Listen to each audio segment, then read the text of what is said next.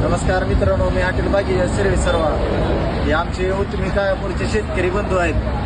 त्यांच्या 2 म्हशी 2 दिवस झालं त्यांच्या कोट्यातनं नेलेले आहेत. ज्यानं बी नेले असत्या त्यांना आणून द्याव्या, कारण की आमचं शेतकरी वर्ग आज म्हशीचं दूध विकून त्याच्यावर काय ही झालेलं असते.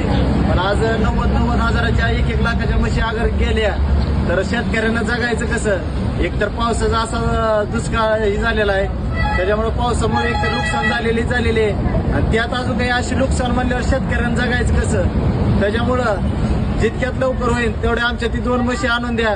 आपण वरी त्या म्हशीचे फोटो टाकणार आहोत. एक मुरा म्हैस आहे, त्याची उजव्या साईडचा शिंग तुटलेला आहे.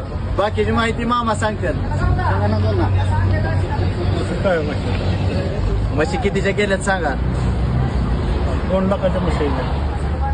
अगर शेतकऱ्याच्या 2 लाखाच्या म्हशी जात असतील तर शेतकऱ्यांनी जगायचं कसं?